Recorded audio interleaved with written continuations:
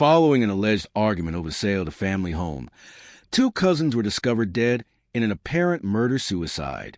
According to reports, a fight over the selling of their family home led to the apparent murder-suicide deaths of two men in New York City.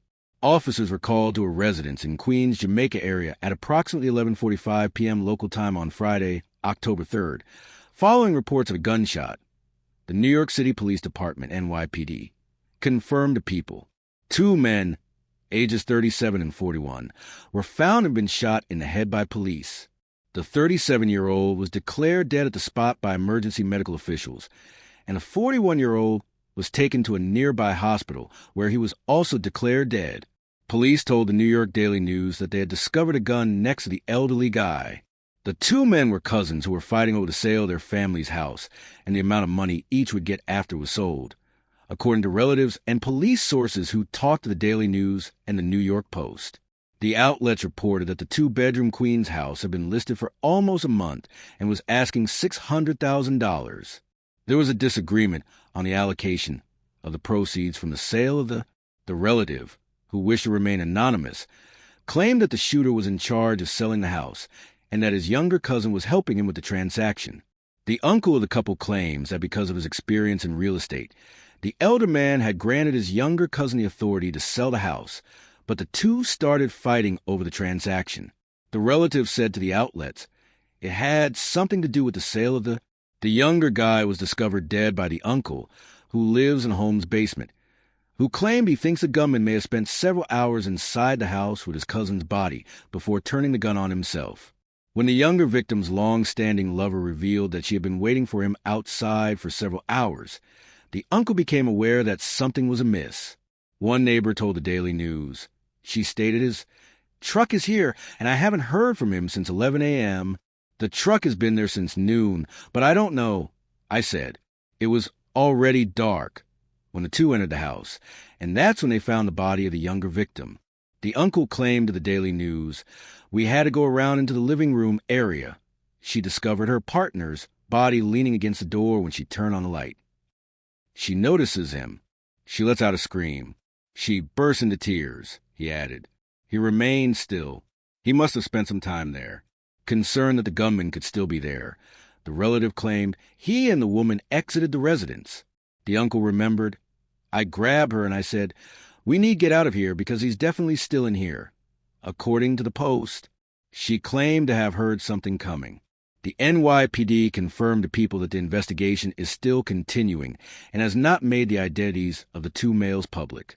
Call, text, or chat at 988lifeline.org around the clock if you or someone you know is experiencing mental health issues, emotional discomfort, substance abuse issues, or simply needs to talk. The incident in Queens, New York, resulting in the deaths of two cousins, represents a profoundly tragic outcome stemming from a dispute over the sale of family property. Available information indicates that the disagreement, which involved the allocation of proceeds from a two-bedroom residence listed for approximately $600,000, escalated into an apparent murder-suicide. While investigations are ongoing, preliminary reports suggest that the elder cousin may have fatally shot his younger relative before turning the weapon on himself. The sequence of events, as documented by family members, neighbors, and law enforcement sources, underscores the interplay of familial conflict, financial stress, and access to firearms in producing fatal outcomes. From a procedural standpoint, the New York City Police Department responded according to established protocols for a suspected homicide and potential murder-suicide.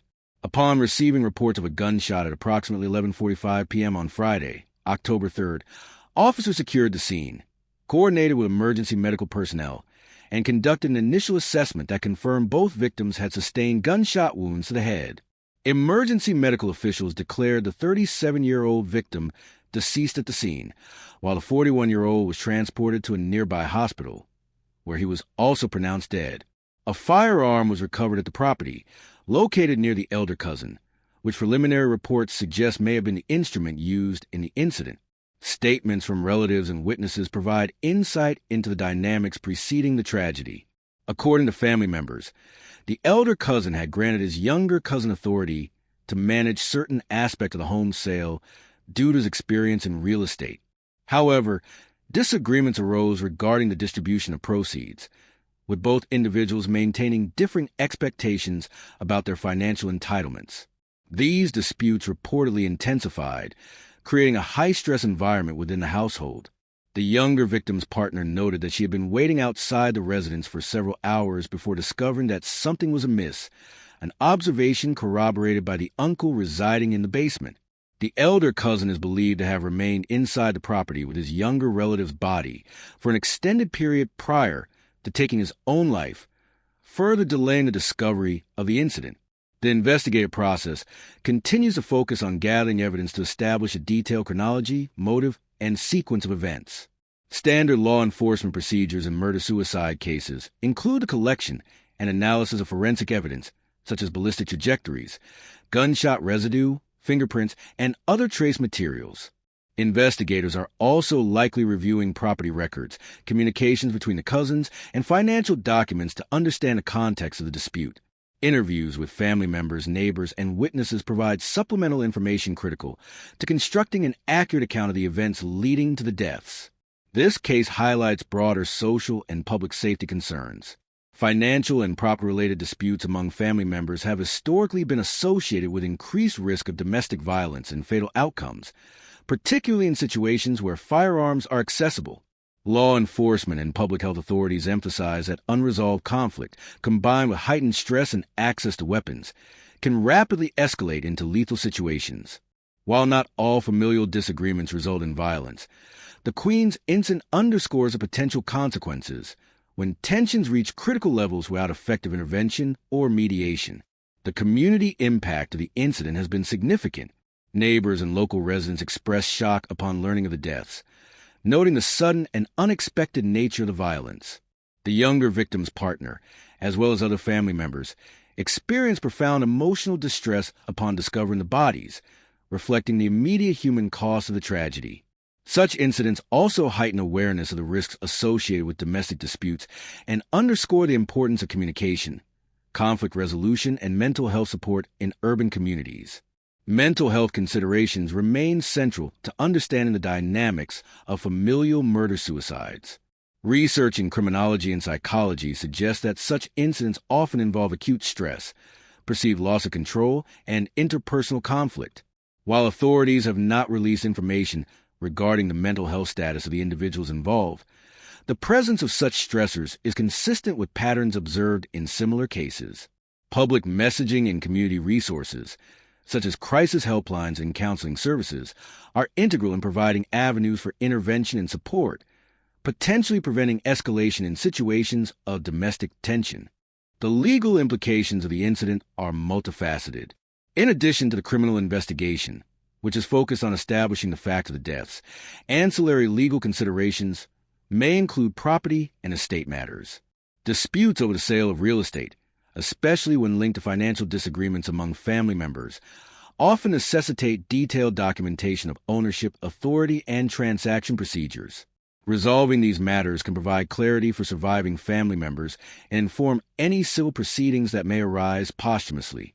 The investigation's outcomes will likely influence the resolution of such financial and legal issues. Furthermore, the case emphasizes the procedural rigor required in handling homicide and murder-suicide investigations. Law enforcement officials must balance the collection of evidence with sensitivity to the victims' families and the community. Adherence to forensic protocols, careful documentation, and verification of witness statements are essential to ensure accuracy, maintain public trust, and facilitate eventual closure for all parties affected. The ongoing NYPD investigation exemplifies these practices, with officials continuing to gather and analyze evidence to construct a comprehensive account of the incident. From a policy perspective, the tragedy illustrates the intersection of urban living, familial conflict, and public safety. Queens, as a densely populated urban area with high property values, presents unique challenges when familial and financial disputes arise. The presence of firearms amplifies the potential for fatal outcomes, reinforcing the importance of preventive measures, conflict mediation, and community support structures. Lessons from this case may inform law enforcement strategies, public awareness campaigns, and community-based interventions aimed at mitigating similar risks in other households. In conclusion, The deaths of the two cousins in Queens represent a somber reminder of the destructive potential of unresolved familial disputes, particularly when compounded by financial disagreements and access to firearms. The ongoing investigation seeks to clarify the precise circumstances, motive, and sequence of events, with authorities emphasizing procedural thoroughness, forensic evidence collection, and corroboration of witness accounts.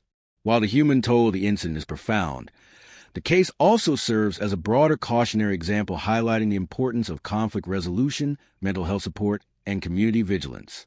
Public resources, including crisis helplines and counseling services, remain critical in providing avenues for intervention and support. Ultimately, the Queens murder-suicide underscores the necessity of proactive measures in preventing domestic and familial violence.